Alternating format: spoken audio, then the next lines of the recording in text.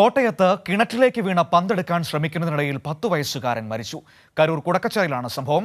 വലയിൽ ഓന്തനാൽ ബിജു പോളിന്റെ മകൻ ലിജു ആണ് മരിച്ചത്. വിവരങ്ങളുമായി സനോജ് ചേരുകയാണ്.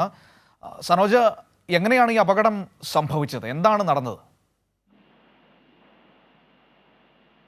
സഹോദരിക്കും ബന്ധുക്കളായ മറ്റു രണ്ട് കുട്ടികൾക്കുമൊപ്പം വീട്ടുമുറ്റത്ത് കളിച്ചുകൊണ്ടിരിക്കുന്നതിനിടയിലാണ് ദാരുണമായ ഈ സംഭവം ഉണ്ടായത്.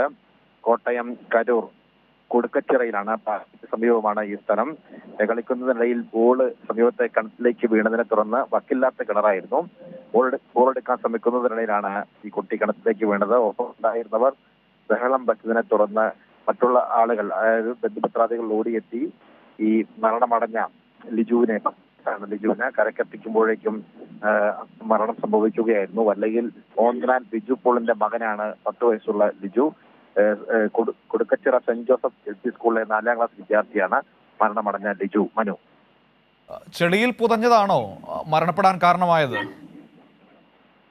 തീർച്ചയായിട്ടും ഇത് ഉപയോഗശൂന്യമായ കിണറായിരുന്നു. ഈ കിണർ ഇതിനകത്ത് ചെളി നിറഞ്ഞിരുന്നതിനാൽ ഈ കുട്ടി വീണ ഉടൻ തന്നെ ചെളിയിൽ താഴുകയായിരുന്നു.